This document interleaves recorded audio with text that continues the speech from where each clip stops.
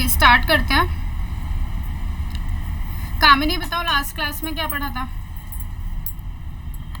Adolescence और adult वाले के कैरेक्टरिस्टिक्स पढ़े थे। एडल्ट और एडोलसेंट में क्या डिफरेंस होता है? अडल्ट में जो मतलब जो अडल्ट अडल्ट वाला है उसमें 19 से अबव जो एज होती है उसके बारे में था। अच्छा, और एडोलसेंट में क्या एज रहती है? अडोलसेंट में 13 से मतलब जो टीनेजर होता है उसकी। ओके, आज हमें क्या पढ़ना है?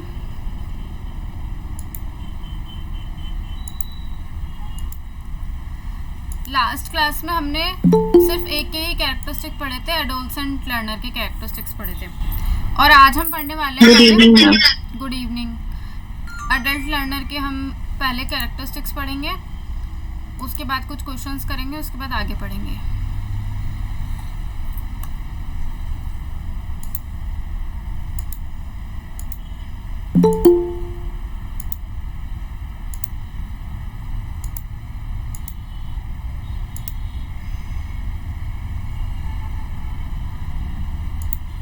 ओके, स्टार्ट कर रहे हैं।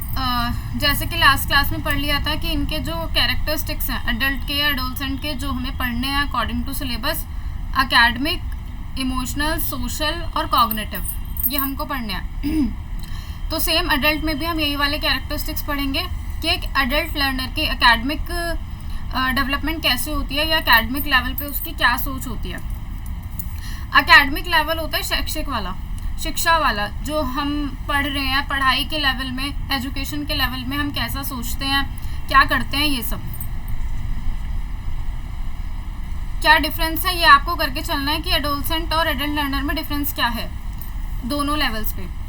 तो जो टीचर होता है, टीचर को ये ध्यान रखना है, फर्स्ट पॉइंट जो यहाँ पर है, टीचर को ये ध्यान रखना है कि जब वो वयस्क शिक्षार्थियों को पढ़ा रहा है, अडल्ट स्टूडेंट्स को पढ़ा रहा है, तो उनके सम्मान को, उनकी इमेज को कोई ठोस ना पहुंचे, कोई हर्ट ना हो। जैसे कि जो अडल्ट होता है उनमें सेल्फ रिस्पेक्ट बहुत ज़्यादा होता है, तो वो अपने सेल्फ रिस्पेक्ट के साथ कोई भी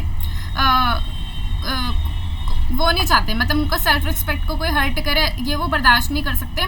इसलिए अडल्ट लर्नर्स को पढ़ाते वक्त हमको उनकी रिस्पेक्ट एक तो करनी है, टीचर जो भी हो। जैसे कि यहाँ पे छोटे बच्चे होते हैं तो हम उनको कैसे भी डांट देते हैं और वो माइंड भी नहीं करते, ना वो उस पर कुछ एक्शन ले सकते। लेकिन बड़े बच्चों के साथ हम उनको बार बार डांटेंगे या बार बार हम उनको डांटने से बच्चे डिमोटिवेट होते हैं, इसलिए ज़्यादा डांटना भी नहीं चाहिए।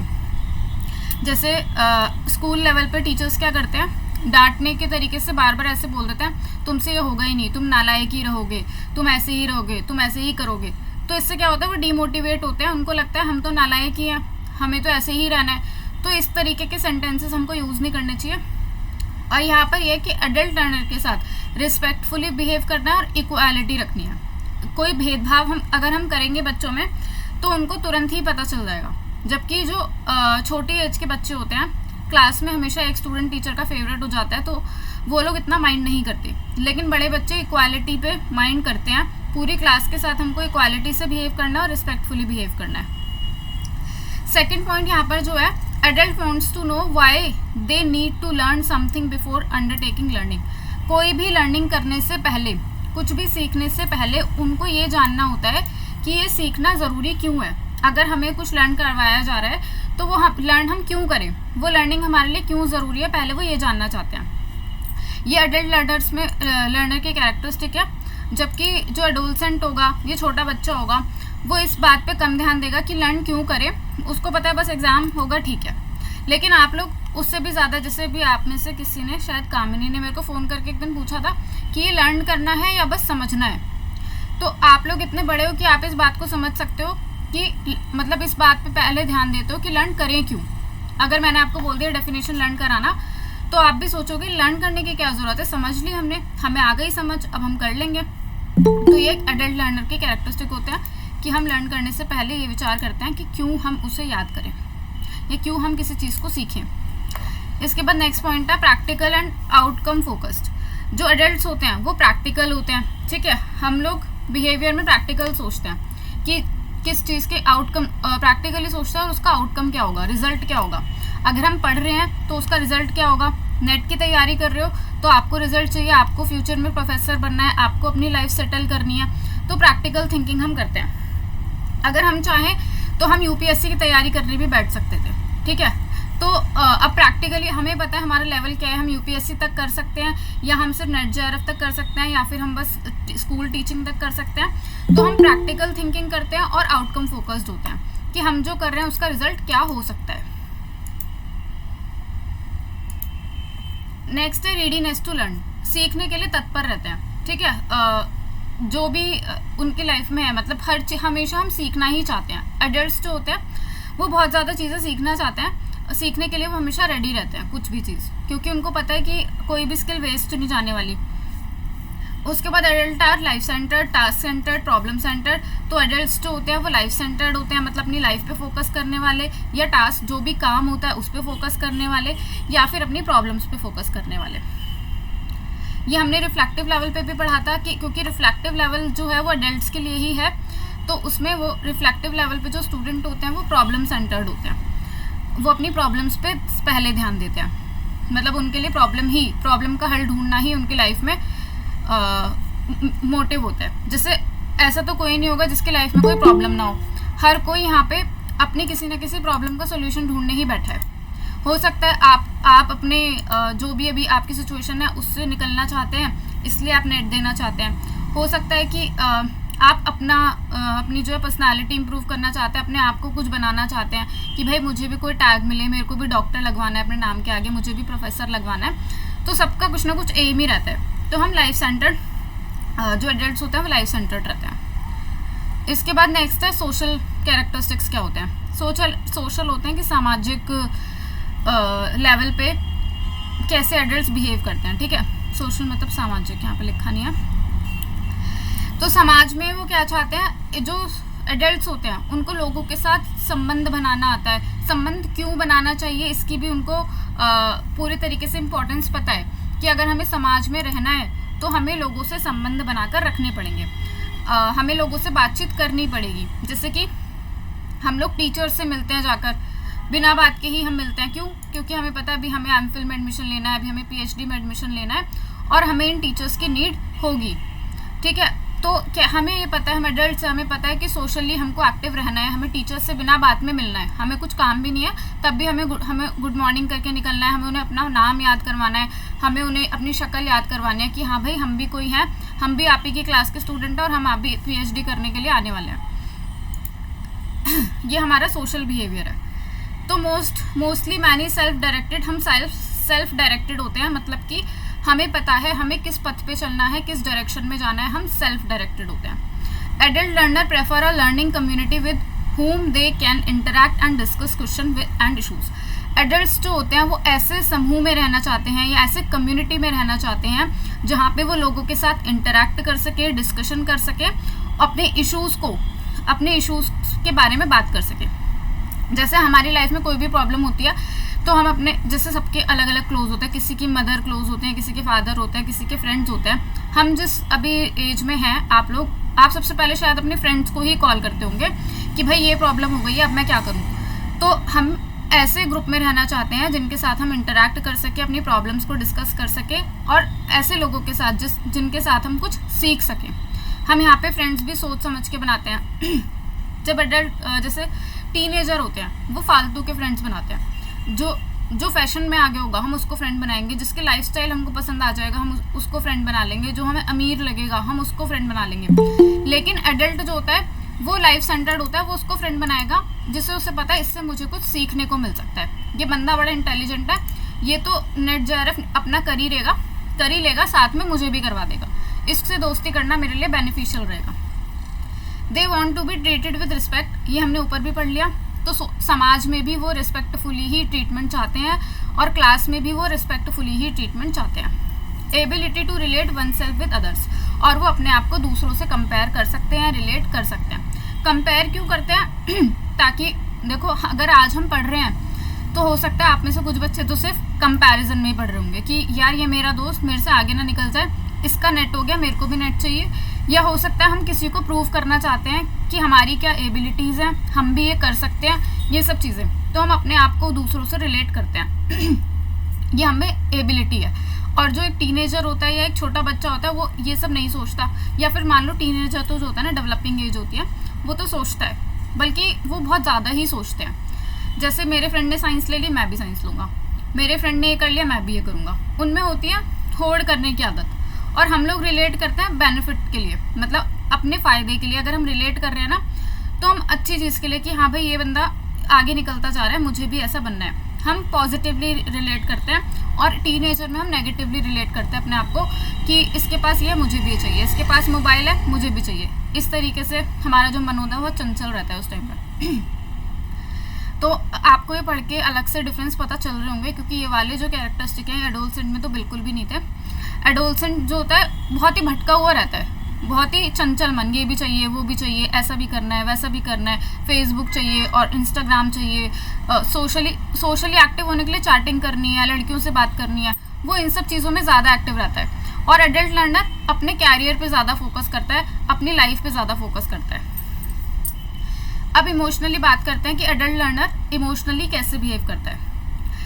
Adult typically prefer a sense of control. Adults में कंट्रोल ज़्यादा होता है, ठीक है, वो अपने सेंसेस को कंट्रोल कर सकते हैं, अपने इमोशंस को कंट्रोल कर सकते हैं। जैसे कि अभी अगर आप क्लास में हो और आपके घर पे गेस्ट भी आ जाएं, तो आप में इतना कंट्रोल है कि आपको क्लास सुननी है। अभी आपकी क्लास ख़त्म नहीं हुई है, अभी आप बाहर जाके उनसे नहीं मिल सकते, आपको यहाँ बैठना है, ये आपका कंट्रोल है। वहीं एक 5 साल का बच्चा है, वो क्लास कर रहा है और उसके घर पे गेस्ट आ जाएं, तो वो नहीं रुकेगा, ऑनलाइन क्लास में तो वो नहीं रुकेगा, वो अपना कैमरा ऑफ करेगा, अपना माइक ऑफ करेगा और वो अपनी क्लास छोड़ के चला जाएगा, क्योंकि उसमें कंट्रोल नहीं है। उसके बाद adult like options and choices in their learning environment. Adults को चॉइसेस, मतलब उनको चॉइस चाहिए और ऑप्शंस चाहिए, इसीलिए अभी हमारी जो नई एजुकेशन पॉलिसी आई है उसके अंदर चॉइसेस और ऑप्शंस बहुत सारे हो गए हैं। 12th क्लास के लिए भी, सॉरी 11th में जो हम सब्जेक्ट चूज़ करते थे वहाँ पे भी ऑप्शंस दे दिए गए हैं। अब बच्चे अपनी मनपसंद के सब्जेक्ट चूज़ कर सकते हैं, वो चाहे बायोलॉजी और इकोनॉमिक्स तो वो ले सकते हैं, वो चाहे कि बायोलॉजी ले लो, इकोनॉमिक्स ले लो, इंग्लिश ले लो, हिंदी ले लो, वो अपनी पसंद के सब्जेक्ट अब ले सकते हैं। क्योंकि एडल्ट्स को, वो तो चलो एडोलसेंट एज में है, लेकिन हर किसी को चॉइसेस लाइफ में पसंद होती है। पहले क्या रहता था, सिर्फ कॉलेज लेवल पे चॉइस दी जाती थी, और कितनी पर्टिकुलरली चॉइस दी जा रही है कि आपको सिर्फ एक ही सब्जेक्ट चूज़ करना है, संस्कृत चूज़ कर लो या हिंदी चूज़ कर लो या फिजिक्स या जो भी है, एक ही सब्जेक्ट चूज़ करना है, क्योंकि हम एडल्ट्स हैं। और अभी इस एज, पहले इस एज पे चॉइसेस नहीं थी, अभी नई एजुकेशन पॉलिसी में इस एज पे भी चॉइसेस दे दी गई हैं। और बल्कि जो एडल्ट्स हैं, जो कॉलेज के बच्चे हैं, उनके लिए भी चॉइसेस बहुत ज़्यादा बढ़ा दी गई हैं। अब नए एजुकेशन पॉलिसी के अकॉर्डिंग संस्कृत वाले बच्चे भी, जो अगर उनको किसी और सब्जेक्ट में इंटरेस्ट है तो वो उसको पढ़ सकते हैं। आई थिंक इस साल से लागू हो चुकी है वो पॉलिसी, तो जो नए बच्चे आए हैं उनको नई पॉलिसी के अकॉर्डिंग एडमिशन मिला होगा। Adults like to gain competence in workplace skills as it boost confidence and improve self esteem। जो adults होते हैं उनको कंपटीशन पसंद होता है अपने वर्क प्लेस पे, मतलब चाहे वो उनका स्कूल हो, कॉलेज हो या उनका ऑफिस हो, उनको कंपटीशन इसलिए पसंद होता है क्योंकि इससे उनका कॉन्फिडेंस, उनका जो आत्मविश्वास है वो बढ़ता है, और सेल्फ इस्टीम, उनका आत्मसम्मान बढ़ता है, ठीक है, सेल्फ रिस्पेक्ट उनकी बढ़ती है, तो इसलिए वो कंपटीशन पसंद करते हैं।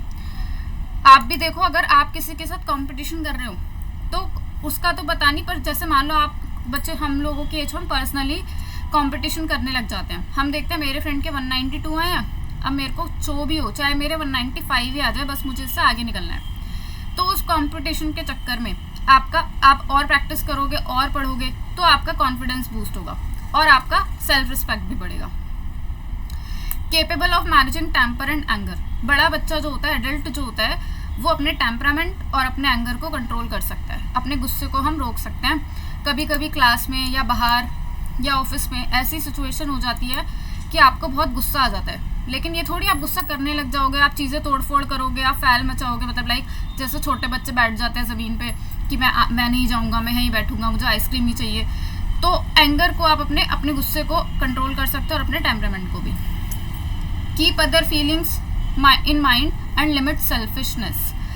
हम दूसरों की फीलिंग्स की भी कदर करते हैं। जो एडल्ट होगा वो सिर्फ अपने बारे में नहीं सोचेगा, लेस सेल्फिश होता है वो, और दूसरों की फीलिंग्स की भी कदर करते हैं। हमें पता है कि अगर यहाँ पे हमने कुछ बोल दिया तो किसी को हर्ट हो सकता है। हम अपने वर्ड्स को सोच समझ के बोलते हैं और हम में जो सेल्फिशनेस है वो कम होती है। जैसे कि सेल्फिशनेस का जो छोटे बच्चे होते हैं 5-6 साल के, उनमें बहुत ज़्यादा सेल्फिशनेस होती है।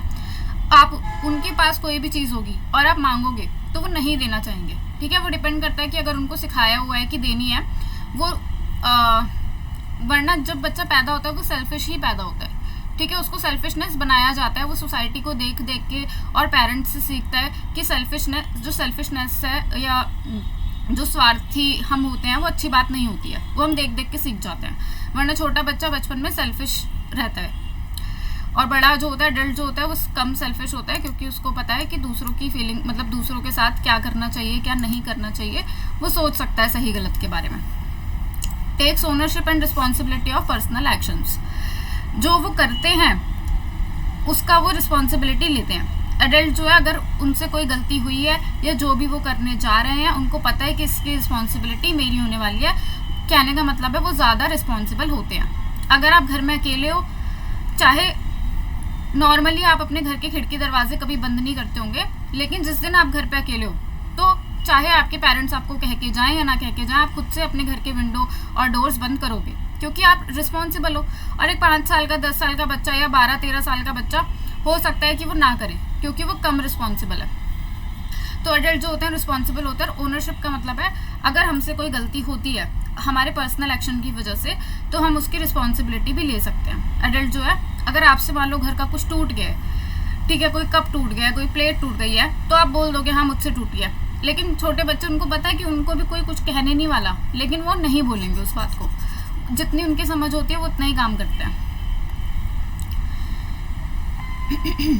लास्ट है हमारा कॉग्निटिव होता है ज्ञान संबंधी, कि नॉलेज के लेवल पे हमारा जो माइंड है किस तरीके से काम करता है, या संज्ञानात्मक जो हमारा डेवलपमेंट है वो कैसे होता है।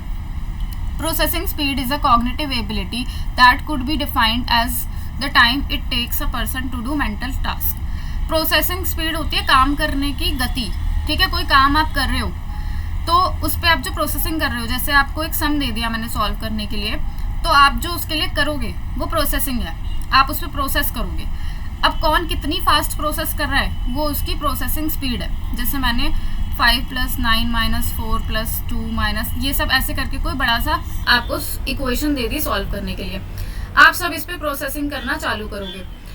तो आपसे जो भी छोटा एज में होगा, अंडर एज होगा, 16 साल को दे दिया एक मैंने, और एक 25 ईयर का जो बच्चा है उसको दे दिया, तो 25 ईयर जल्दी प्रोसेस करेगा।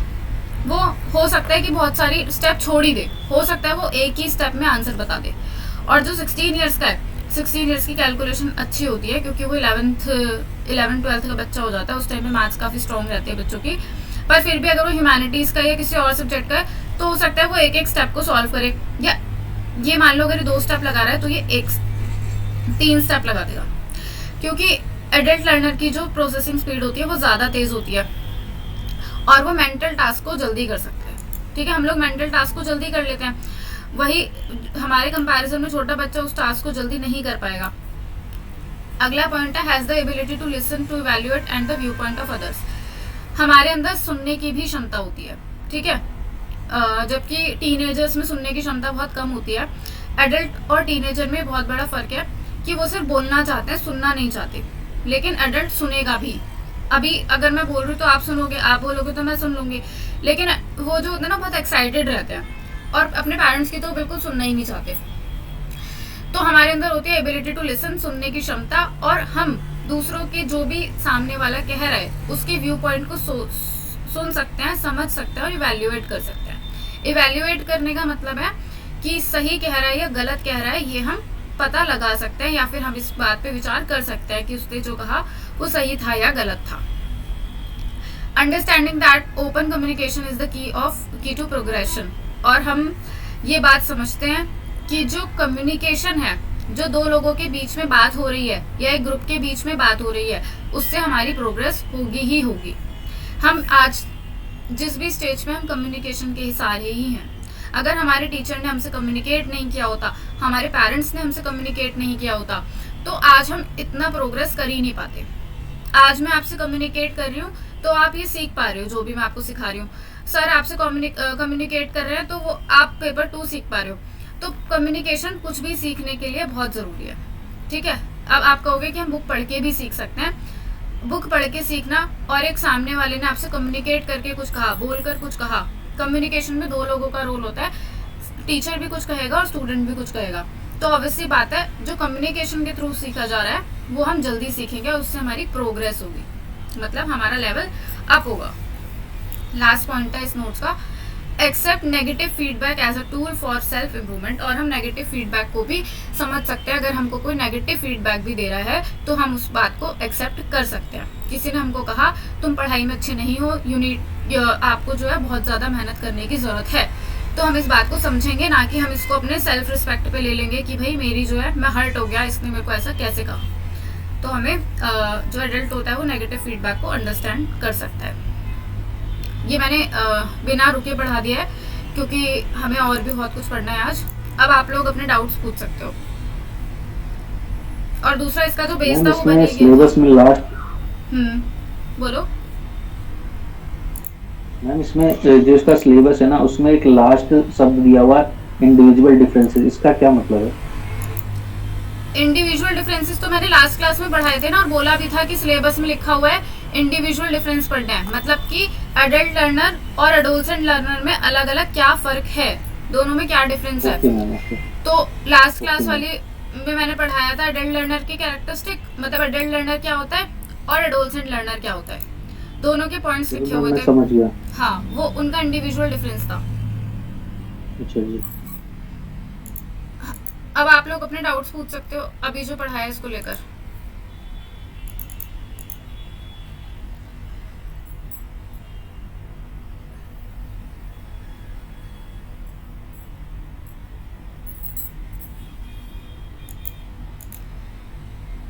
आप पूछो, नहीं तो मैं पूछती हूँ।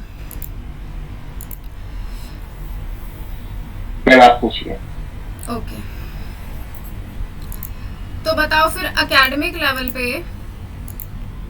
एक एडल्ट लर्नर कैसे प्रतिक्रिया करता है? एकेडमिक लेवल के 1-2 कैरेक्टरिस्टिक बताओ मुझे। एक तो वो सबकी रिस्पेक्ट करता है, टीचर्स की एंड इक्वालिटी। वो तो उसकी नीड होती है। एक एडल्ट लर्नर को चाहिए कि उसको उसके साथ भेदभाव ना किया जाए, उसके सेल्फ रिस्पेक्ट को हर्ट ना किया जाए। हाँ छपिकुल, बोलो, कुछ कह रहे हो? मैम ना वो थोड़ा सा एक तो प्रैक्टिकल मतलब कि थोड़ा सा और रिजल्ट देखते जो आउटपुट है, यानी कि प्रैक्टिकली उस चीज को जानना चाहता है, और साथ में मैम जो एक चीज जानना चाहता है कि हम कोई चीज पढ़ रहे हैं तो क्यों पढ़ रहे हैं, इससे बेनिफिट क्या है, ये चीज। ओके भूमि दत्त। हाँ छपिकुल, बोलो, अपना पॉइंट रखो। हाँ मैम, वही तो बोल दिया। एडल्ट लर्नर मतलब उसका मन में यही आता है वाई कि लर्न, यही होता है उसका फोकस वहाँ पे रहता है। ओके, जहाँ पे वो काम करेगा क्यों करेगा। ठीक है। और वो क्या होता है उसका प्रॉब्लम, जो प्रॉब्लम होता है उसका सेंटरिक होता है। जो प्रॉब्लम होता है उसको कैसे समाधान करे। ओके ओके, सुजाता आप बताओ सोशल कैरेक्टरिस्टिक क्या होते हैं एक एडल्ट लर्नर के? कोई भी 1 या 2 पॉइंट जो आपको याद है। सोशल मतलब सामाजिक।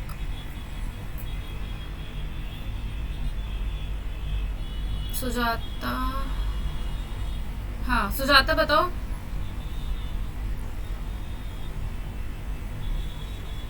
पूजा आप बताओ।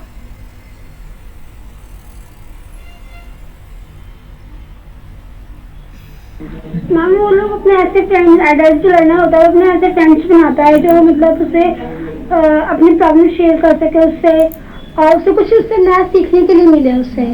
ओके, वो कम्युनिकेट करता है इस कदर, मतलब कम्युनिकेट करके डिस्कस करके समस्या का समाधान करने का प्रयास करता है, जैसे सबके साथ संबंध रखना चाहता है। ओके, मोनिका आप बताओ कुछ। सोशल या समाज में एक एडल्ट लर्नर कैसे बिहेव करेगा, या क्या उसके कैरेक्टरिस्टिक रहते हैं सोशली?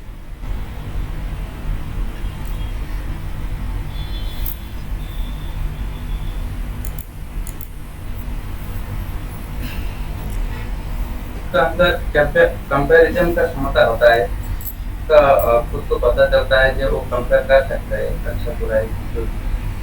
टिकेश्वरी, आप कुछ कहना चाहते हो? चलो इमोशनल लेवल पे कहो, इमोशनल लेवल पे बच्चा कैसे बिहेव करेगा एडल्ट एक। विशाल, कंट्रोल डायरेक्शन, हाँ बोलो। तो वो अपने सेल्फ कंट्रोल होता है, वो हाँ, उसको कंट्रोल कर पाता है कि उसका पास चॉइस क्षमता होता है, कौन बुरा है कौन अच्छा है, उसको पसंद करने का क्षमता उसके पास होता है। ओके ठीक है, फिर अब हम क्वेश्चंस कर रहे हैं। उसका सेल्फ कॉन्फिडेंस भी होता है और मैम वो सेल्फ मोटिवेटेड भी होते हैं ना। हाँ, और सेल्फिशलेस भी होता है। सेल्फिशनेस होता है, हाँ हाँ, और लेस रिस्पांसिबल सेल्फिश भी होता है। Okay, good good good. Last class की जो अभी तक हो चुकी है ये था नोट्स 5 है ये आज जो अभी हम पढ़ रहे थे। इसके अलावा 4 पीडीएफ आपको मिल चुकी है 1 2 3 4। वो सारी की सारी आप उसको समझना है, रटना है, क्या करना है, किस तरीके से वो आपका सिलेबस जो है सीक्वेंशली चला है, उसको आप प्रैक्टिस कर लो। कमिंग डेज में आपका टेस्ट होने वाला है। मैडम पहले वाला पीडीएफ मुझे नहीं मिला, मैंने ग्रुप में सेंड तो किया था, एक बार आप गया तो मेरे को पर्सनल मैसेज करना, मैं चारों आपको रीसेंड कर दूंगी। अब हम क्वेश्चंस करने वाले हैं। सबको बोलूंगी कि डेली का डेली पढ़ लिया करो, इकट्ठा हो जाएगा वरना बहुत सारा।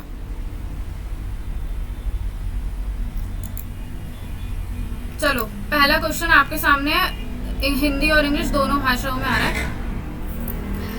अ teacher in the class is, एक शिक्षक कक्षा में क्या होता है? Director, instructor, leader and guide या all of the above? Ma'am मुझे तो D all of the option ma'am D लग रहा है। Option D. ओके, ईला आपको क्या लगता है इसका आंसर क्या होना चाहिए? All of the above ma'am. Okay, कोई बचा है जिसने अपना पॉइंट नहीं रखा है अभी तक, जिसको कोई और आंसर लग रहा है? निकिता आपको क्या लगता है? Ma'am D. Instructor of the group ma'am लगता है, the instructor of the group. Okay, सपना आपको क्या लगता है? डी होगा। सपना ने क्या बोला? D D D. सी किसने बोला? मैम मैं बोला सी। ओके ठीक है, तो इसका आंसर बताती हूँ, सी ही इसका करेक्ट आंसर है। मैम सी में ए और बी इंक्लूड है। हाँ, तो अब सुनो क्यों है।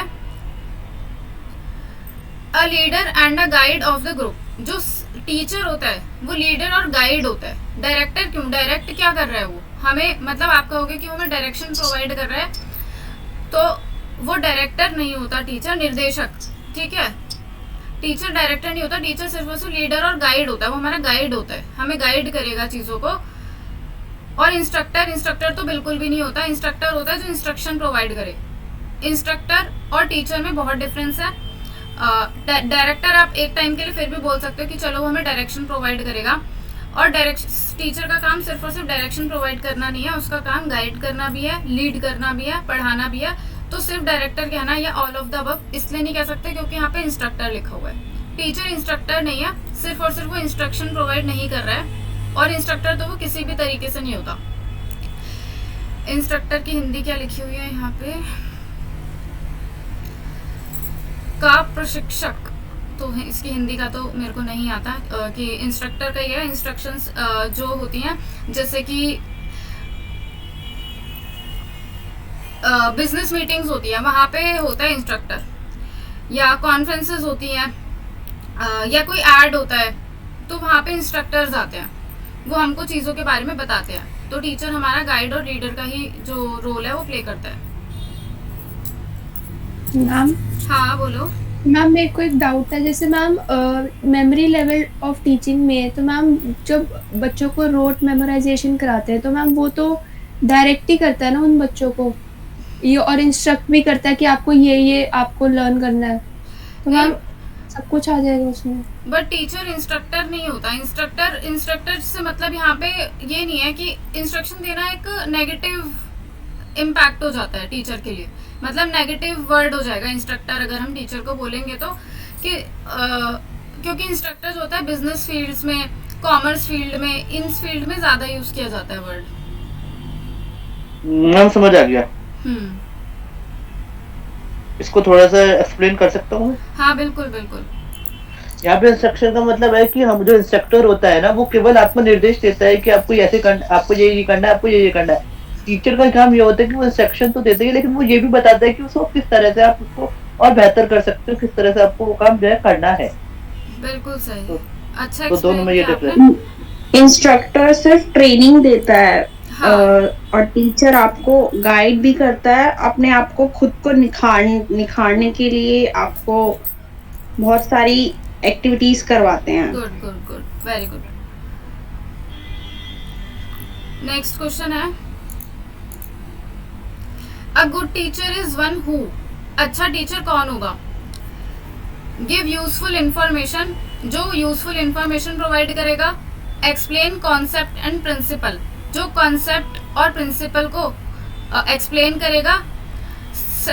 थर्ड है, gives printed notes to the students, जो प्रिंटेड नोट्स प्रोवाइड करेगा। और लास्ट है, इंस्पायर स्टूडेंट टू लर्न, बच्चों को पढ़ने के लिए प्रोत्साहित करेगा। मैम यहाँ पे डी होगा आंसर, या फिर D? B, option B. D होगा। मैम डी होगा। कोई नहीं, सब लोग बोलो अपना अपना आंसर बोलो। बी होएगा मैम।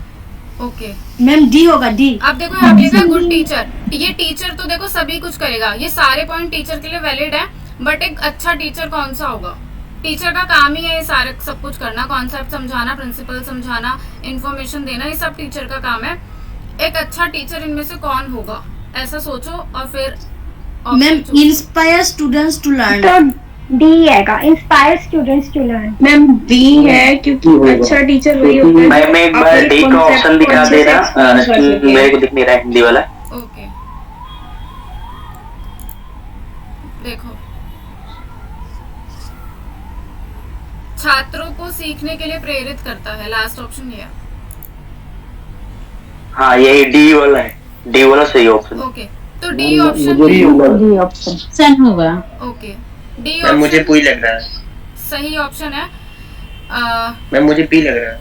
हाँ ठीक है, बट सही ऑप्शन डी ऑप्शन है, इंस्पायर स्टूडेंट टू लर्न। एक अच्छा टीचर वो है जो बच्चों को लर्न करने के लिए, सीखने के लिए इंस्पायर करता रहे। ठीक है, अभी यहाँ पे टीचर की ड्यूटी लिखी होती, टीचिंग का ऑब्जेक्टिव लिखा होता, तो हम यहाँ पे बी ऑप्शन को चूज करते, क्योंकि टीचर का कर्तव्य कॉन्सेप्ट और प्रिंसिपल्स को सिखाना है। टीचर का कर्तव्य मतलब ये भी एक कर्तव्य है, लेकिन प्राथमिक कर्तव्य उसका कॉन्सेप्ट और प्रिंसिपल्स को एक्सप्लेन करना है। लेकिन यहाँ पे गुड टीचर बोला है, टीचर का कर्तव्य नहीं पूछा या टीचर को ऑब्जेक्टिव नहीं पूछा, तो अच्छा टीचर वो है जो इंस्पायर करता रहे बच्चों को। टीचर मैम अगर क्वेश्चन में ड्यूटी के बारे में पूछा जाएगा तो हम पे बी पे हाँ, टिक कर और सकते ड्यूटी हैं। के बारे में भी प्राइमरी ड्यूटी इस तरीके से पूछा जाए तब तो अच्छा टीचर मैम हुआ। ये बताइए, बोलो। जैसे मान लीजिए क्लास में टीचर आता है और ना सिर्फ हमें ना मोटिवेट कर रहा है, इंस्पायर कर रहा है, मतलब तमाम कॉन्सेप्ट, मतलब कुछ पढ़ा नहीं रहा है, हाँ। सिर्फ एग्जांपल्स दे रहा है कि वो उन्होंने ऐसा किया, इन्होंने ऐसा किया, सिर्फ इंस्पायर कर रहा है, हिस्टोरिकल कुछ स्टोरीज सुना रहा है। अब कोई मतलब चैप्टर नहीं स्टार्ट कर रहा है, कोई उसका क्लियर कॉन्सेप्ट नहीं क्लियर कर रहा है, हम उसको हम क्यों कहेंगे कि वो अच्छा टीचर है? पर यहाँ पे ऐसा नहीं लिखा ना अगर कि मैं वो सिर्फ और सिर्फ इंस्पायर ही कर रहा है। अब वो ये सब तो टीचर का कर्तव्य है। यहाँ पे ये टीचिंग एप्टीट्यूड है, उनको पता है टीचर का, वो लोग पहले से ही टीचर की डेफिनेशन में ये सब रखते हैं कि टीचर इन्फॉर्मेशन देगा, टीचर ये सिखाएगा, टीचर ये करेगा, वो सब उनकी डेफिनेशन में पहले से ही है। ये एक एक्स्ट्रा चीज वो आपसे पूछना चाहते हैं कि टीचर और एक अच्छा टीचर कौन सा कहलाएगा। ये सब काम तो हर कोई टीचर करेगा, पढ़ाना। वो अगर वो टीचर आपको पढ़ा नहीं रहा है, सिर्फ मोटिवेट कर रहा है। मैम ये टीचर के गुण के अंतर्गत आएंगे कि हाँ। टीचर के गुण ऐसा भी होता है कि वो छात्रों को सीखने के लिए प्रेरित करे। वो मोटिवेटर होगा, ठीक है, जो सिर्फ मोटिवेट करेगा, पढ़ाएगा नहीं, उसको मोटिवेटर बोलेंगे, टीचर नहीं बोलेंगे। तो इनके साथ हम खेल नहीं सकते। ऑप्शन बहुत खतरनाक आते हैं टीचर्स टीचिंग एप्टीट्यूड के, लेकिन प्रैक्टिस करोगे तो आराम से सही करने लग जाओगे।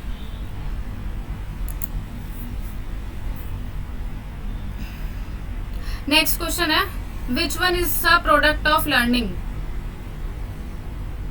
सीखने का परिणाम क्या होगा? इंटेलिजेंस, मैच्योरेशन, स्किल्स या फॉरगिवनेस? बुद्धिमत्ता, परिपक्वता, कौशल या क्षमाशील? ऑप्शन सी क्वेश्चन ओके नहीं होगा। ओके, इसमें तो किसी को डाउट होगा ही नहीं। टिकेश्वरी, आपको क्या लगता है क्या आंसर होना चाहिए? डी है क्या? डी यानी कि फॉरगिवनेस। लर्निंग का प्रोडक्ट मतलब सीखने का परिणाम क्या होगा? अगर आप कुछ याद कर रहे हो, कुछ सीख रहे हो, तो आपके अंदर कौन सी चीज इसमें से आ जाएगी? दोबारा बोलो। ए वाला ऑप्शन है। ए ऑप्शन है। नहीं, अगर हम कुछ सीखते हैं तो उससे हमारी स्किल्स इम्प्रूव होती हैं, ठीक है। इंटेलिजेंट हम कुछ सीखने से नहीं, कुछ लर्न करने से, कुछ पढ़ने से, ये सब चीज़ें सेकेंडरी हैं। प्रोडक्ट ऑफ लर्निंग कह रहा है कुछ सीखने से हमारी स्किल्स हमेशा इम्प्रूव होंगी। वो सीखने का मतलब सिर्फ याद करना या बुक्स पढ़ना ही नहीं होता। सीखने का मतलब हम कोई स्किल बेस्ड चीज़ भी सीख सकते हैं, जैसे कि डांस सीखना, सिंगिंग सीखना। और अगर हम रीडिंग भी सीख रहे हैं तो हमारी रीडिंग स्किल्स बढ़ रही हैं। कम्युनिकेशन सीख रहे हैं तो कम्युनिकेशन स्किल्स हमारी बढ़ रही हैं। और अगर हम पढ़ भी रहे हैं तो उसमें भी हमारी स्किल्स इम्प्रूव हो रही हैं, पढ़ने की और लिखने की, सुनने की और समझने की। तो इनमें से जो बेटर ऑप्शन होगा वो स्किल्स होगा। फॉरगिवनेस कुछ मैटर करता नहीं। लर्निंग और फॉरगिवनेस का आपस में कोई कनेक्शन है नहीं। मैच्योरेशन, हाँ, हमारी सोच जो है मैच्योर होती जाएगी, माइंड से मैच्योर होते जाएंगे। बट ऑब्वियसली आप सारे ऑप्शंस को पहले कंपेयर करोगे, फिर कुछ चूज करोगे। मैच्योरेशन सिर्फ माइंड से नहीं होती, मैच्योरेशन फिजिकली भी होती है। तो इसलिए ऑप्शन को हम नहीं चूज कर सकते। इसमें जो है दो राहें हैं ऑप्शन में। Fourth question, which of the following statement is not correct? Lecture method can develop reasoning. Lecture method can develop knowledge. Lecture method is one-way process. During lecture method, student are passive. Question को ध्यान से समझना। पूछ रहा है lecture method में के लिए कौन सी स्टेटमेंट रॉन्ग है मैम। गलत है, नॉट करेक्ट। ये सी आपको लगता है? ये सही है, ये तो सही है। ए या फिर D? Which of the following statement is not? ए है ma'am. A, lecture method can develop reasoning. Okay, और बताओ सब लोग। नहीं, सॉरी मैम, सी राइट है। यहाँ पे पूछा है नॉट करेक्ट। लेक्चर मेथड के बारे में कौन सा करेक्ट डी होगा। मेथड में स्टूडेंट जो होते हैं निष्क्रिय होते हैं। अच्छा, आप किसी को डी लग रहा है, किसी को ए और किसी को सी।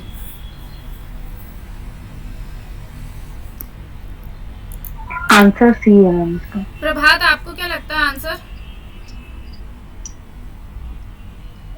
मैम मुझे तो ए लग रहा है। प्रभात, अपना आंसर बताओ। मैम डी होगा आंसर। डी, जिससे पूछ रही हूँ बस वही नहीं बता रहा। टिकेश्वरी, आंसर बताओ। डी होगा मैम, डी होगा। छपिकुल, आंसर बताओ।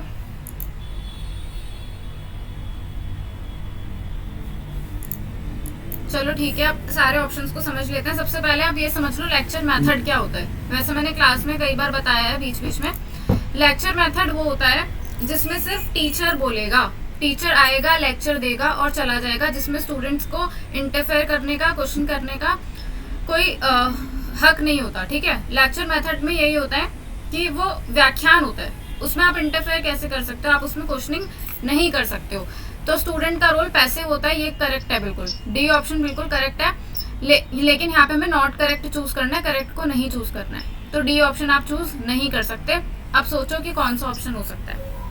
मैम मुझे ये लग रहा है क्योंकि तो ए है मैम, ए। लेक्चर से रीजनिंग डेवलप नहीं होता मैम। बिल्कुल ए ही सही ऑप्शन है, क्योंकि लेक्चर वन वे प्रोसेस ही होता है। लेक्चर से नॉलेज डेवलप तो होगी, कोई भी हो, पढ़ाई से रिलेटेड कोई भी लेक्चर मेथड हो या कोई सा भी मेथड हो, नॉलेज तो सब जगह डेवलप होगी।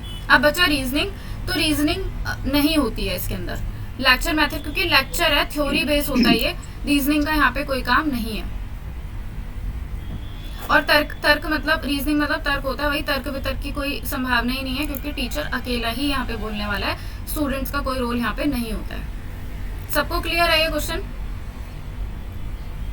जी मैम। ओके ओके जी ma'am. 5th question, most often the teacher student communication is critical, utilitarian, confrontational या स्प्यूरियस? Hindi Option B। तो आपको ज्यादा समझ आएगा हिंदी के option. Option B. B. Option B. Okay B. Nitin, कोई आंसर नहीं कर रहे हो आज? B B. Okay B B. Okay B. Okay good. तो बी ही B इसका है। सही ऑप्शन है। तो आप लोग ने इंस्टेंटली आंसर किया, मतलब आपको ये समझ आ गया है। तो शिक्षक और छात्र का जो संचार होता है, कम्युनिकेशन होता है, वो उपयोगितावादी होता है।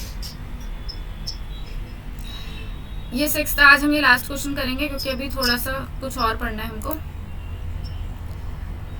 वैल्यू एजुकेशन स्टैंड्स फॉर, एक मिनट, वैल्यू एजुकेशन के बारे में बताया था मैंने कि वैल्यू एजुकेशन क्या होती है। अगर आपको थोड़ा सा भी याद है तो आप इसका आंसर कर सकते हो। वैसे तो बड़ा आसान ही क्वेश्चन है ये। D option. डी पहले डी ऑप्शन है। डी। डी।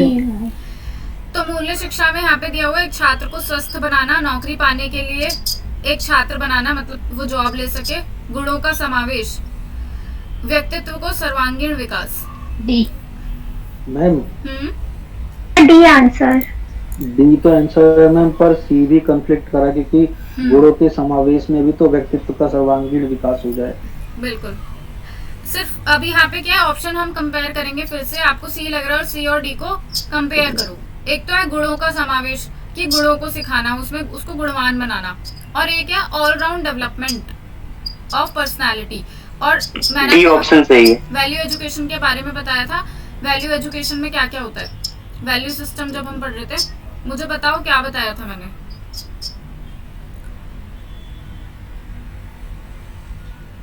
अभी कल परसों भी ये पॉइंट आया था और उससे पहले वाली क्लास में भी आया था। वैल्यू सिस्टम क्या होता है या वैल्यू एजुकेशन क्या होता है, इसमें हम बच्चे को क्या सिखाएंगे? कोई तो बोलो। डिसिप्लिन वगैरह, डिसिप्लिन हो गया। Very good. ठीक है।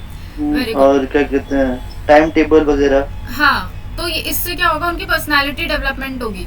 तो वैल्यू हाँ, एजुकेशन जो ठीक कि होगा। पर्सनालिटी डेवलपमेंट से रिलेट करती है, इसलिए डी ऑप्शन करेक्ट होगा, ना कि गुणों के समावेश से रिलेट करती है वैल्यू एजुकेशन। समझे प्रभात? Yes ma'am. हाँ, इसमें हम पर्सनालिटी डेवलपमेंट पे ही ध्यान देते हैं। चलो बाकी के क्वेश्चन नेक्स्ट क्लास में करेंगे, अभी कुछ पढ़ना है थोड़ा।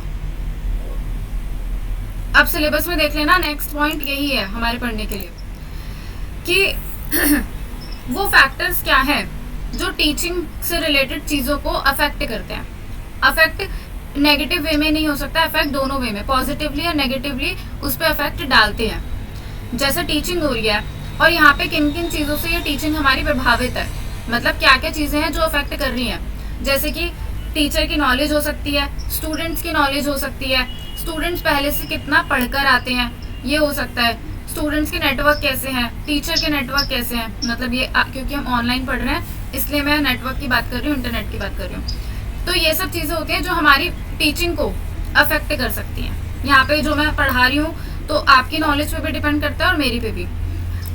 कोई बच्चा जिसको पता ही नहीं टीचिंग होती क्या है, टीचिंग एप्टीट्यूड क्या है, ये यूजीसी नेट के, तो उसको क्या समझ में है, फिर मैं उसको कितना भी समझाती रहूँ, मैं पढ़ाती जा रही हूँ, उसे पता ही नहीं हम ये क्यों पढ़ रहे हैं, तो टीचिंग जो कि अफेक्ट हो जाएगी। तो वही हम यहाँ पे पढ़ने वाले हैं अकॉर्डिंग टू सिलेबस। ये 5 फैक्टर्स हैं हमें जो पढ़ने हैं। एक तो टीचर किस तरीके से अफेक्ट करता है टीचिंग को, ये पढ़ना है। लर्नर किस तरीके से अफेक्ट करता है टीचिंग को, ये पढ़ना है। नेक्स्ट है जो एनवायरनमेंट है वो कैसे अफेक्ट करता है, या फैसिलिटीज, जैसे अगर हम ऑफलाइन टीचिंग कर रहे हैं तो फैसिलिटीज या एनवायरनमेंट अफेक्ट कर सकता है ना टीचिंग को। जैसे कि कहीं पे एसी लगा हुआ है, कहीं पे नहीं लगा हुआ है, तो वो होती है फैसिलिटीज। कहीं पे स्मार्ट बोर्ड है, कहीं पे ट्रेडिशनल मेथड यूज किया जा रहा है। तो ये 4th हमारा ये हो गया। और 5th है हमारा इंस्टीट्यूशन। कि हम किस इंस्टीट्यूशन में पढ़ रहे हैं, ये भी टीचिंग को अफेक्ट करता है। कोई बच्चा इंटरनेशनल स्कूल में पढ़ा हुआ है, कोई गवर्नमेंट स्कूल में पढ़ा हुआ है, किसी के पास बहुत अच्छे टीचिंग मेथड्स वही स्मार्ट बोर्ड यूज़ हो रहा है, कहीं पे ट्रेडिशनल मेथड यूज़ हो रहा है। तो इंस्टीट्यूशन, किस इंस्टीट्यूशन में आप पढ़ रहे हो, ये भी टीचिंग को अफेक्ट करता है। कोई प्राइवेट में पढ़ रहा है, कोई गवर्नमेंट में पढ़ रहा है, तो इंस्टीट्यूशन भी मैटर करता है। ये तो सिलेबस में ये जो 5 पॉइंट है साफ साफ लिखे हुए पढ़ने के लिए कि हमको ऐसा पढ़ना है। एक एक करके हम इसको पढ़ लेते हैं। अभी सारे तो नहीं, जितना टाइम है उसके अकॉर्डिंग पढ़ लेंगे। तो पहला है कि टीचर कैसे अफेक्ट कर सकता है टीचिंग को। तो टीचर कैसे करेगा, टीचर के पास नॉलेज कितनी है। सबसे पहले तो यही हम देखेंगे कि टीचर की नॉलेज कितनी है। आप लोग बताओ एक बार कि आपके हिसाब से कौन कौन से पॉइंट हो सकते हैं टीचर के। टीचर किस तरीके से अफेक्ट कर सकता है टीचिंग को, टीचर की वजह से क्या हो सकता है। मैंने तो उसका नॉलेज, सबसे पहले तो मैनर, बिहेवियर, उसकी लैंग्वेज, और मैम एक क्वेश्चन को, स्टूडेंट के क्वेश्चन को फेस करने का एक भी ढंग हो सकता है मैम। और एक साथ में ना एक बच्चों को इंस्पायर करना, कैसे उनको मतलब कि प्रमोट करना स्टडी करने के लिए। हाँ, गुड। सब्जेक्ट नॉलेज भी होना चाहिए, स्टूडेंट करने का मतलब भी अच्छा तरीका करना चाहिए। Okay, good. एक टीचिंग मेथड भी होता है ना, जो सब्जेक्ट है उसको पुट अप कैसे कर रहा है। हाँ, तो सब्जेक्ट नॉलेज, सबसे पहले तो जो टीचर जिस सब्जेक्ट को पढ़ा रहा है उसके पास उस सब्जेक्ट की नॉलेज होनी चाहिए। ठीक है, अगर मैं अभी आपको टीचिंग एप्टीट्यूड पढ़ा रही हूँ और मेरे को खुद ही नहीं पता वो क्या होता है, तो फिर मैं आपको पढ़ाऊंगी क्या। तो सबसे पहले मैटर करता है टीचर की नॉलेज। जैसे कोई टीचर स्पेशलिस्ट नहीं होता। स्कूल्स में क्या होता है, वो लोग एक ही टीचर हायर कर लेते हैं, 2-3 कर लेते हैं और उससे ही सारे सब्जेक्ट पढ़वाने की कोशिश करते हैं। तो फिर वहाँ पे वो जो टीचर जिसको साइंस आती ही नहीं और वो टीचर है किसी और सब्जेक्ट का, तो वो अच्छे से एक्सप्लेन नहीं कर पाता और बच्चे समझ नहीं पाते। तो सबसे पहले टीचर की नॉलेज हो गई, यानी कि विषय ज्ञान, subject knowledge. Knowledge of learner, अब बच्चों को कितनी नॉलेज है, नॉलेज, क्योंकि यहाँ पे हम सिर्फ टीचर की बात कर रहे हैं, बच्चों की बात नहीं कर रहे हैं। तो इस पॉइंट से ये मतलब है कि टीचर को बच्चों के बारे में कितनी नॉलेज है। जैसे लर्नर कितने टाइप के होते हैं, लर्नर कैसे हो सकते हैं, लर्नर के क्या कैरेक्टरिस्टिक हो सकते हैं, ये एक टीचर को पता होना चाहिए। ठीक है, अब कोई बच्चा इमोशनल है तो उसे पता होना चाहिए कि इमोशनली एक्टिव है, ये इमोशनली सोचता है। ये बच्चा कॉग्निटिवली एक्टिव है, ये कॉग्निटिवली सोचता है। या इसका माइंड बहुत तेज है, ये इस सब्जेक्ट में ज़्यादा वीक है, ये इस सब्जेक्ट में ज़्यादा स्ट्रॉन्ग है। तो एक टीचर को स्टूडेंट्स के बारे में कितनी नॉलेज है, ये पॉइंट मैटर करता है। उसके बाद थर्ड है टीचिंग स्किल्स, कैसी स्ट्रैटेजीज हम यूज़ कर रहे हैं, कौन सी टेक्निक्स हम यूज़ कर रहे हैं। ठीक है, हाँ, कैसे एक्सप्लेन कर रहे हैं, कौन से मेथड्स यूज़ कर रहे हैं, कौन से एग्जाम्पल्स प्रोवाइड कर रहे हैं, ये सब होती है टीचिंग स्किल्स।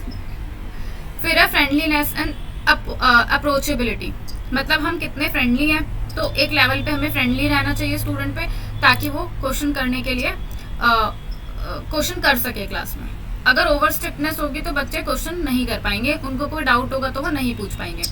और अप्रोचेबिलिटी है कि बच्चे आपको अप्रोच करें, मतलब किसी चीज़ के लिए आपको पूछ रहे हैं। जैसे एग्जाम्पल के लिए हम लोग अपने PhD के लिए टीचर्स को अप्रोच करते हैं कि भाई हमारे गाइड बन जाओ।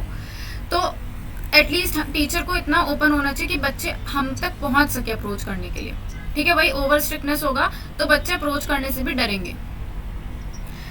पर्सनालिटी एंड बिहेवियर, टीचर की पर्सनालिटी और बिहेवियर कैसा है। पर्सनालिटी से भी वही मतलब है कि कुछ ओवर स्ट्रिक्ट हो जाते हैं तो उनकी पर्सनालिटी ऐसी हो जाती है कि बच्चे उनके पास जाते ही नहीं है। और उनका बिहेवियर कैसा है, सॉफ्ट है, ये सब चीज़ें जो होती हैं टीचिंग को अफेक्ट करती हैं। ठीक है, तो ये टीचर के बारे में था। 1-2 पॉइंट और है। Level of adjustment and mental health, अब देखो टीचर कितना एडजस्ट करता है, ठीक है, माहौल में कितना एडजस्ट करता है, और मेंटल हेल्थ दोनों मैटर करती है। वो कैसे, मेंटल हेल्थ है कि अगर टीचर खुद डिस्टर्ब होगा, अगर वो खुद से डिस्टर्ब है तो वो क्लास में उतना ध्यान नहीं दे पाएगा, कहीं ना कहीं वो उतना एक्टिव नहीं रह पाएगा, जिस तरीके से वो पढ़ाता है उस तरीके से नहीं पढ़ा पाएगा। तो टीचर को चाहिए कि वो अपने मेंटल हेल्थ का ध्यान रखे। जैसे यहाँ पे मैंने इसलिए एक्सप्लेन भी किया था कि कुछ कन्फ्यूजन हो, मान लो कभी कभी हमें माइंड में नहीं आता मेंटल हेल्थ का टीचिंग से क्या रिलेशन है, तो यहाँ पे मैंने इसलिए एक्सप्लेन भी किया था। खराब मानसिक स्वास्थ्य और अपने व्यक्तिगत और व्यावसायिक जीवन में समायोजन की कमी वाला शिक्षक शिक्षण अधिगम के उद्देश्य की प्राप्ति में पूरी तरह से विफल साबित हो सकता है। एक अच्छा मानसिक स्वास्थ्य और समायोजन रखने वाला शिक्षक अपने छात्रों के लिए एक आदर्श छवि साबित हो सकता है और उनके लिए वरदान साबित हो सकता है। तो एडजस्टमेंट का मतलब है कि अपनी पर्सनल लाइफ और अपनी प्रोफेशनल लाइफ में एक टीचर को एडजस्टमेंट करनी चाहिए, जो संतुलन है वो बनाकर रखना चाहिए। और जिसका मेंटल हेल्थ अच्छी होगी तो वो अपने बच्चों पे भी अच्छा ध्यान दे पाएगा, अच्छी तरीके से पढ़ा पाएगा, तो वो सब है। इसके बाद डिसिप्लिन, टीचर कितना डिसिप्लिन्ड है। अगर टीचर खुद से ही लेट आएगा, टीचर खुद से ही लापरवाह होगा, तो स्टूडेंट भी उससे इंस्पायर होंगे। ठीक है, कोई टीचर हमेशा लेट आता है ना, वो 5 मिनट लेट आता है तो आप 15 मिनट लेट जाओगे, क्योंकि आपकी आदत हो जाएगी अरे वो तो लेट ही आते हैं करके, तो आप भी 10 मिनट 15 मिनट लेट आने लगोगे, तो उसके इनडिसिप्लिन से स्टूडेंट भी इनडिसिप्लिन हो जाएंगे। ये था टीचर से क्लास को क्या इफेक्ट हो सकता है। अब हम पढ़ रहे हैं एक लर्नर से क्या इफेक्ट हो सकता है टीचिंग को। ऊपर वाले पॉइंट सारे क्लियर हो गए सबको? Yes ma'am. Okay, yes ma'am. Good.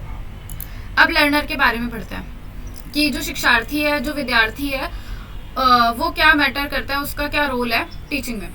देखो, डिपेंड करता है कि बच्चा कितना मैच्योर है बाय माइंड।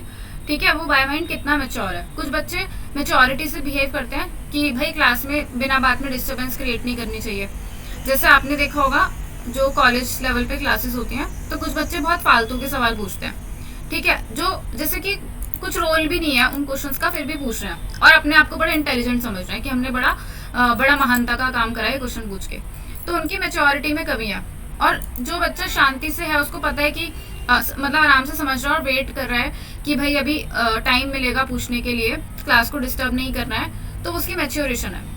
ठीक है, वो कितने मैच्योरिटी से बिहेव करता है। उसकी एज, अब मान लो जैसे भी संस्कृत की क्लासेस होती हैं जहाँ पे संस्कृत सिखाई जाती है, ठीक है, या ओपनली होती है, वहाँ पे कोई भी एज के बच्चे आ सकते हैं। तो वहाँ पे कुछ 5 साल के बच्चे भी आ जाते हैं। जैसे मैंने करी हुई है वर्कशॉप, वहाँ पे एक बच्चा 5 साल का और एक 60 साल का, मतलब एज डिफरेंस ऐसा था। उस क्लास में ऐसे ऐसे स्टूडेंट आए कि 5 साल का बच्चा भी उसी क्लास में बैठा हुआ है और 60 साल के जो एडल्ट हैं वो भी उस क्लास में बैठे हुए हैं। तो उस क्लास में पढ़ाना बड़ा मुश्किल हो जाता है। तो क्या होगा, टीचिंग अफेक्ट होगी। अब आप 5 साल के बच्चे को सोच के पढ़ाने लगे तो 60 साल वाला बोर हो जाएगा कि यार ये इतना स्लो क्यों पढ़ा रहा है, और आप 60 साल वाले को सोच के पढ़ाने लगे तो 5 साल वाले को कुछ समझ ही नहीं आएगा। तो एज अफेक्ट करती है टीचिंग को। इसीलिए क्लास में हमेशा जो एक एज वाले बच्चे होते हैं, मतलब 1-2 साल आगे पीछे चलता है, बट सेम एज वाले बच्चे ही ज़्यादातर क्लास में रहते हैं। मोटिवेशन, बच्चे कितने मोटिवेटेड हैं, जो लर्नर है वो कितना मोटिवेटेड है सीखने के लिए। जैसे आप सब मोटिवेटेड हो, तो अभी देखते हैं क्लास में कितने बच्चे प्रेजेंट हैं। आज बच्चे बड़े कम प्रेजेंट हैं, लास्ट 2-3 क्लास से यहाँ पे 20 से 22 बच्चे प्रेजेंट हो रहे थे। तो हो सकता है कि बचे हुए 6-7 बच्चों का मोटिवेशन कम है। जो रेगुलर है, अभी जैसे अभी तो 5वीं-6वीं क्लास है, अभी जब मान लो 30th-40th क्लास आएगी तब जाके हो सकता है यहाँ पे 10 ही स्टूडेंट दिखाई दे जिनका मोटिवेशन बहुत स्ट्रांग है, जो अपने लक्ष्य को लेके कि हमें भाई ये चीज़ चाहिए लाइफ में, एम्बिशियस है कि हमें नेट जेआरएफ चाहिए। तो ये तो आपका इंट्रिंसिक मोटिवेशन है, एक्सट्रिंसिक मोटिवेशन है, बट बच्चों को मोटिवेटेड होना बहुत ज़रूरी है सीखने के लिए। प्रीवियस लर्निंग, ये बहुत इंपॉर्टेंट पॉइंट है। प्रीवियस लर्निंग भी मैटर करती है बच्चों की कि उन्होंने पहले से क्या सीखा है। अब आप में से बहुत सारे बच्चों ने एमए में अच्छा ध्यान दिया, एमए के टाइम पे आपने सिलेबस को अच्छे से समझा, तो उनको बहुत कम प्रॉब्लम आ रही होगी अभी चीज़ें समझने में। जिन्होंने मास्टर्स में क्लासेस ही नहीं करी, कुछ समझा ही नहीं, बिल्कुल किताबें खोली ही नहीं, और वो नेट जेआरएफ की तैयारी करने बैठे हैं, तो उनको शुरू से शुरू करना पड़ेगा। मैं ये नहीं कह रही कि भाई उनको कुछ समझ ही नहीं आएगा, लेकिन क्या है कि उनको ज़्यादा मेहनत करनी पड़ेगी। तो जो प्रायर नॉलेज होती है एक लर्नर की, जो पहले से उसने सीखा हुआ है, वो बहुत महत्व रखती है। इंटेलिजेंस, कौन कितना इंटेलिजेंस है। इंटेलिजेंस से मतलब ये नहीं है कि कौन जल्दी रट लेता है, कौन टाइम पे आ जाता है। इंटेलिजेंस से मतलब है कि आपका माइंड किस लेवल पे काम करता है। जैसे मैंने अभी कुछ कहा, अभी मैं पढ़ा चुकी पहले एडल्ट्स की कैरेक्टरिस्टिक्स, और अभी मैं पूछूं आप में से जो बच्चे जवाब दे देंगे वो सब इंटेलिजेंट है, क्योंकि वो एक्टिव थे, जो मैंने कहा उन्होंने सुना, उसको समझा और अभी तक उनको याद है। मेंटल हेल्थ, स्टूडेंट की मेंटल हेल्थ, अब जैसे किसी किसी के घर में किसी किसी के घर का माहौल अच्छा नहीं होता, उनके मेंटल हेल्थ पे जो मेंटल हेल्थ है वो कहीं ना कहीं डिस्टर्ब हो रखी होती है, तो वो पढ़ाई पे उतना ध्यान नहीं दे पाते हैं। फिजिकल हैंडीकैप्स एंड डिसफंक्शनिंग, कोई बच्चा फिजिकली हैंडीकैप है, मान लो कोई ब्लाइंड है, किसी को और कुछ प्रॉब्लम है, तो कहीं ना कहीं उसकी जो पढ़ाई है वो डिस्टर्ब हो सकती है या अफेक्ट कर सकती है टीचिंग को। तो स्कूल लेवल पे तो अब कॉलेज लेवल पे तो जो ब्लाइंड्स होते हैं उनको एक साथ पढ़ाया जाता है दूसरे स्टूडेंट्स के साथ, लेकिन स्कूल लेवल पे अलग अलग पढ़ाया जाता है, इसीलिए क्योंकि उन पर अलग तरीके से ध्यान देना पड़ता है, और जो नॉन हैंडीकैप्स बच्चे हैं उन पर अलग तरीके से ध्यान देना पड़ता है। तो उनको कोई प्रॉब्लम ना आए, उनको समझ सके वो चीज़ों को, इसलिए उनको शायद अलग से पढ़ाया जाता है। और डिसफंक्शनिंग है जैसे कि एक हैंडीकैप होता है कि कोई ऑर्गन पार्शली काम ना करे, और डिसफंक्शनिंग होता है कोई पूरी तरीके से ही निष्क्रिय है, कोई ऑर्गन आपका काम नहीं कर रहा है, तो वो भी अफेक्ट कर सकता है। अगर लर्नर को इस टाइप की कोई प्रॉब्लम है तो वो भी टीचिंग को अफेक्ट कर सकता है। डाइट एंड न्यूट्रिशन, अब अगर स्टूडेंट्स ठीक से डाइट नहीं ले रहे हैं, न्यूट्रिशन की कमी है, अब जैसे कुछ बच्चे क्लास में बेहोश होकर गिरते हैं, असेंबली में बेहोश होकर गिरते हैं, तो वो सब है। नेक्स्ट है टेंशन एंड इंटरेस्ट, कौन कितना ध्यान दे रहा है, कौन कितना इंटरेस्ट ले रहा है क्लास में। ठीक है, आप सब इंटरेस्ट ले रहे हो तो आप सब प्रेजेंट हो, अटेंटिव हो, किसी का नाम लेती हूँ तो कोई एकदम से ही रिएक्ट करता है, किसी का नाम लेती हूँ तो कोई माइक ऑन ही नहीं करता है, तो वो जो अटेंटिव है वो एकदम ही माइक ऑन कर लेता है, जो अटेंटिव नहीं है वो माइक ऑन नहीं करता।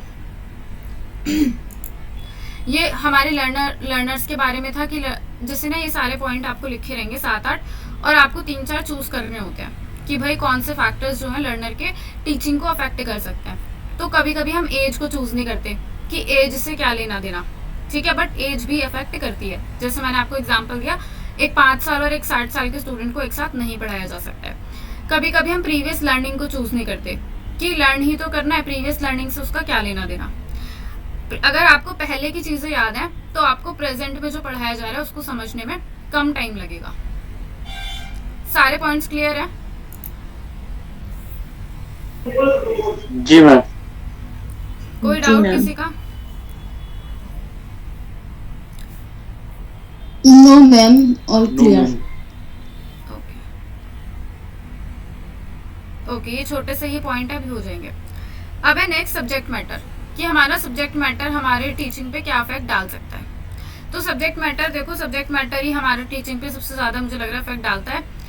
हमें याद नहीं होता है, लर्न नहीं होता है, डिफ़िकल्टी लगती है, हमें इंटरेस्ट नहीं आ रहा है, तो वो सब कुछ हम मतलब हमारी स्टेज पे मेरे को ऐसा लगता है हम लोग सब्जेक्ट मैटर पे कि ये बोरिंग है, ये वाला पार्ट बोरिंग है, हम इसको नहीं पढ़ना चाहते, ये बड़ा है, ये छोटा है, ये जैसे संस्कृत की जो बुक्स होती हैं बहुत ही अजीब, जो उनका ना टेक्स्ट होता है वो अजीब तरीके का होता है, तो हम उस बुक को भी नहीं पढ़ना चाहते। हमें चाहिए बिल्कुल क्लियर टेक्स्ट वाली बुक मिल जाए हमको, वो जो पुराने टेक्स्ट वाली होती है वो हम खरीदना नहीं चाहते। तो सब्जेक्ट मैटर भी हमारी टीचिंग को अफेक्ट करता है। जैसे कि पाठ की कठिनाई, हमारा जो लेसन है वो कितना कठिन है, तो जो मुश्किल वाला लेसन होता है उसको हम करना नहीं चाहते या हम उसको अवॉइड करना चाहते हैं, जितना हो सके हम अवॉइड करते हैं। जैसे कि ग्रामर, संस्कृत जो पेपर 2 है उसमें हम लोग व्याकरण को, जो लोग व्याकरण के नहीं है उनकी बात कर रही हूँ, वो लोग व्याकरण को बड़ा अवॉइड करने की कोशिश करते हैं। कभी कभी हम सोचते हैं पूरा ही छोड़ दे तो क्या हो जाएगा, 2-3 क्वेश्चन ही तो मिस हो जाएंगे, व्याकरण को छोड़ देते हैं। तो सेकेंड पॉइंट है लेंथ ऑफ द लेसन, पाठ की लंबाई। जैसे कि यूनिट कौन सी है, वो साहित्य, वो इतनी लंबी है, इतनी सारी बुक्स, रघुवंशम, कादम्बरी, ये वो, मतलब पूरा चिट्ठा है 70 बुक्स का, तो इतना लंबा है वो सिलेबस कि हम सोचते हैं क्या करें, पढ़ते पढ़ते ही थक जाते हैं, तो फिर हम एंड में छोड़ना चाहते हैं कि इतना बोर हो गए पढ़ पढ़ के, बीच में ब्रेक लेना पड़ता है। थर्ड है पाठ की सार्थकता, मीनिंगफुलनेस ऑफ लेसन। कोई लेसन होते हैं कि उनको पढ़ने का हमें कोई फ़ायदा नहीं लगता। जैसे कि जब हम सोशल साइंस पढ़ते हैं और हमें सोशल साइंस पसंद नहीं है स्कूल लेवल पे, तो हम कहते हैं कौन पूछ रहा है बाबर कब आया था, कौन पूछ रहा है कि ये कब हुआ था, कौन पूछ रहा है ये किस सन में हुआ था, तो हमें लगता है कि वेस्ट है, इसके कोई मीनिंग नहीं है इन बातों का। या जब हम मैथ सीखते हैं, हम थीटा, कॉस थीटा और ये सब जो हमारी वाली मैथ्स है जो हम 10th क्लास में पढ़ते हैं, तो हम वही कहते हैं ना कि ये कौन पूछ रहा है, कहाँ काम आ रहा है, हमने जो 10th में पढ़ा था कहाँ काम आ रहा है, लाइफ में काम ही नहीं आ रहा है। तो इस तरीके से भी सोचकर हम कुछ लेसन्स को छोड़ना चाहते हैं कि इसका फ्यूचर में कोई यूज़ नहीं है। The similarity of the lesson. अब कुछ लेसन होते हैं जैसे पॉजिटिव इफेक्ट भी हो सकता है, नेगेटिव भी हो सकते हैं। अभी हमने ऊपर पॉजिटिव नेगेटिव वालों को देखा। पॉजिटिव के अगर कोई लेसन लाइफ से रिलेट करता है, हमारी रियल लाइफ से रिलेट करता है, या कोई लेसन हमें दो जगह मिल जाता है, अरे ये वाला पार्ट वहाँ भी है, ये वाला पार्ट यहाँ भी है, इस पार्ट को पढ़ लो, मतलब फायदा होगा। जैसे कि प्रमाण आपको पेपर 1 में भी पढ़ना है और प्रमाण आपको पेपर 2 में भी पढ़ना है, तो आप बड़े खुश हो गए, अरे सही है, हमारा एक क्वेश्चन तो आराम से ऐसे ही फ्री में मिल जाएगा हमको। नेक्स्ट पॉइंट है ऑर्गेनाइज मटेरियल। ऑर्गेनाइज मटेरियल होगा तब भी आपको पढ़ने में आसानी होगी। जैसे कि अभी पेपर 2 के मैं नोट्स देख रही थी जो सर ने भेजूंगा, कितने ऑर्गेनाइज्ड है, कितना आसान भाषा में, इतने मतलब बढ़िया नोट्स। तो वो क्या है, ऑर्गेनाइज्ड है। आपको श्लोक देखने की जरूरत नहीं है, आपको बुक खोल के कारिकाएं देखने की जरूरत नहीं है, सिर्फ स्क्रॉल करते जाओ और पूरी बुक आपको वहीं पे हो जाएगी कवर। तो ऑर्गेनाइज मटेरियल जो होता है हमारे सब्जेक्ट मैटर का, वो ईजी बना देता है लर्निंग को। नेक्स्ट है real life learning. Real life learning वही कि जो हम वास्तविक रियल लाइफ में जो हम सीखते हैं और वो हमारे सब्जेक्ट में भी हो जाए। मान लो कोई रियल लाइफ से रिलेटेड जो सिचुएशंस होती हैं, जो टीचर हमको रियल लाइफ एग्जांपल दे देता है, वो हमको जल्दी समझ में आ जाता है। इन कंपैरिजन जैसे थ्योरी बेस्ड होता है कि रटते रहो, वही वाली बात। बोलो मैम, होम साइंस जो सब्जेक्ट होता है वो इससे रिलेट कर सकते हैं? हाँ बिल्कुल। तो जो रियल लाइफ में भी हमारे हो वो हम जल्दी सीख जाते हैं। जैसे अब हम कोई घर पे हम खाना बनता हो हमेशा से देख रहे हैं, और जब क्लास 6 7 में होम साइंस आती है तो चाय बनाने को, सैंडविच बनाने को दे देते हैं, तो हम बड़े आराम से कर लेते हैं, क्योंकि वो हम बचपन से देख रहे हैं। किसी के कोई डाउट्स हो तो पूछो। नहीं मैम। सपना समझ में आया जो आज पढ़ा? मैम डाउट तो क्वेश्चन पे होते हैं, क्वेश्चन पे कंफ्यूजन थोड़ा सा होता है। अच्छा, तो थोड़ा माइंड से बन ही नहीं पा रहा, मतलब ज्यादातर हमारे ऑप्शन में गलती हो रही है। हाँ, स्टार्टिंग में ऐसा होता है, टीचिंग एप्टीट्यूड में तो बहुत ज्यादा होता है। और टीचिंग एप्टीट्यूड को सुधारना बड़ा आसान है। 100-200 क्वेश्चन प्रैक्टिस कर लोगे ना, आपको पता चल जाएगा कि किस डायरेक्शन में आंसर देना। क्योंकि हम जो सोचते हैं टीचर के बारे में वो होता नहीं है। हमारे हिसाब से अच्छा टीचर वो है जो पनिश कर दे, गलती कर दी पनिश कर दे। हम यही सोचते हैं कि हाँ ये अच्छा टीचर है, इसने पनिश किया तो बच्चा ये बिहेवियर रिपीट नहीं करेगा। बट अभी हम पढ़ रहे हैं और अभी हम देख रहे हैं कि वो अच्छा टीचर नहीं है जो पनिश करेगा, वो अच्छा टीचर है जो समझाएगा।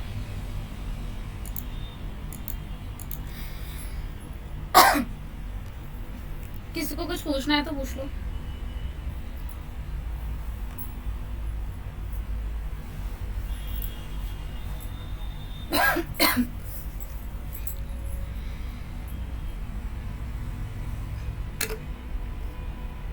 तो किसी के को टेस्ट होगा उसमें यहीं तक सिलेबस आएगा जो आज आपने कराया है?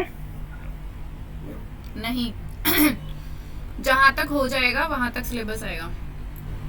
ठीक है, ओके। वैसे तो पूरी यूनिट का ही टेस्ट लेने की कोशिश करूंगी, बट वही है, थ्योरीज अभी बची हुई हैं और वो बहुत लंबी है, मतलब बहुत सारी है थ्योरीज, तो उसमें टाइम लग सकता है। तो हाँ, टेस्ट इसी संडे को होगा या आप बताएंगी टाइम डेट वाला?